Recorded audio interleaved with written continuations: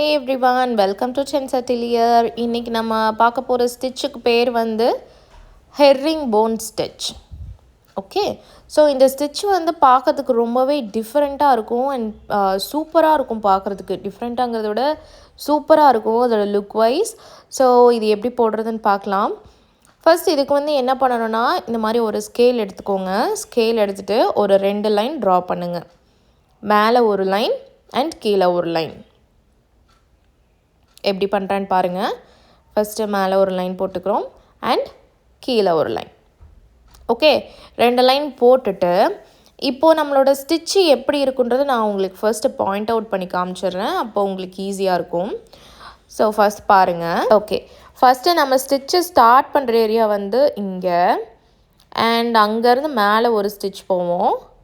அங்கேருந்து ரிவர்ஸில் ஸ்டிச் பண்ணுவோம். அதுக்கப்புறம் அங்கேருந்து டேரெக்டாக நம்ம கீழே வந்துடுவோம். ஓகே, இந்த மாதிரி தான் நம்ம ஸ்டிச் இருக்க போகுது.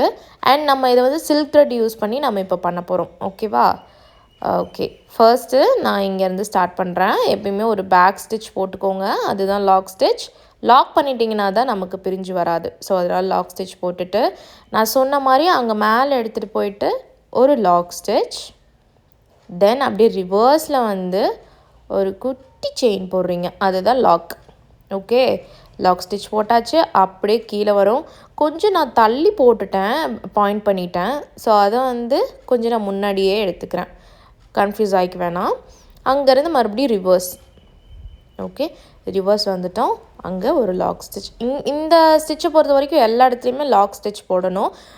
நம்ம கண்டினியூஸாக போட முடியாது. ஓகே, அங்கே ஒரு லாக் ஸ்டிச் போட்டுக்கிறோம் அண்ட் அப்படியே ரிவர்ஸில் வந்து இங்கே ஒரு லாக் ஸ்டிச். இப்போ என்ன பண்ணணும், அகைன் கீழே போகிறோம். கீழே போயிட்டு ஒரு லாக் ஸ்டிச் அந்த லைனில். ஓகே, அப்படியே ரிவர்ஸ் வந்து ஒரு லாக் ஸ்டிச். ஓகேவா? இப்போ மறுபடியும் மேலே போகணும். ஓகே, கொஞ்சம் தள்ளிக்கிறேன்.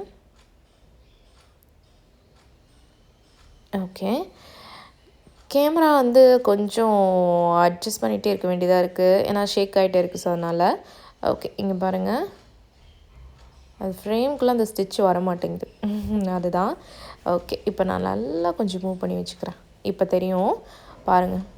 மறுபடியும் ரிவர்ஸில் வச்சு ஒரு லாக் ஸ்டிச். இப்போது பார்க்குறதுக்கு எப்படி பியூட்டிஃபுல்லாக இருக்குது பாருங்கள். இது நீங்கள் என்ன பண்ணலான்னா, ஒரு பெரியவங்க ஒரு 40 அபவ் அந்த மாதிரிலாம் இருக்காங்கன்னு வைங்களேன், உங்களுக்கு ஆரி ஒர்க்குக்கு ப்ளவுஸ் கொடுக்குறாங்கன்னா நீங்கள் இந்த மாதிரி ஸ்டிச்சை வந்து பார்டராக நீங்கள் போட்டு கொடுக்கலாம். ஓகேவா? ஸோ பார்டராக போட்டு கொடுக்கும்போது உங்களுக்கு சூப்பர்பாக இருக்கும். ரொம்ப ஹெவியாகவும் இருக்காது அண்டு பார்க்குறதுக்கும் நீட்டாக இருக்கும். ஓகே, அவங்களுக்கெல்லாம் நம்ம போட்டு கொடுக்கும்போது. அண்ட் இதுக்கு நடுவில் என்ன பண்ணலான்னு பார்த்தீங்கன்னா, சுகர் பீட்ஸோ இல்லை 3mm பீட்ஸு, 3mm பீடு வைக்கலாம். சுகர் பீடு வைக்க முடியாது. அண்ட் 3mm பீடை வந்து சென்டரில் நீங்கள் வச்சு கொடுத்தீங்கன்னா லுக் வைஸ் செம்ம க்யூட்டாக இருக்கும். அதாவது ஹெவியாகவும் இருக்காது, ரொம்ப கம்மியாகவும் மினிமலிஸ்டிக்காகவும் இருக்காது. ரொம்ப ஒரு மாதிரி மைல்டான ஒரு டிசைன், சூப்பராக இருக்கும். நீங்கள் ட்ரை பண்ணி பாருங்கள். ட்ரை பண்ணி பார்த்துட்டு எனக்கு கமெண்ட்டில் சொல்லுங்கள். இங்கே இடையில கேப் வருது இல்லையா, அந்த கேப்லலாம் 3mm பீடு வச்சு பாருங்கள். பீட்ஸ்லாம் எப்படி ஸ்டிச் பண்ணுறதுங்கிறத நம்ம அப்கமிங் கிளாஸில் நம்ம பார்க்கலாம். ஸோ தேங்க்யூ ஃபார் வாட்சிங்.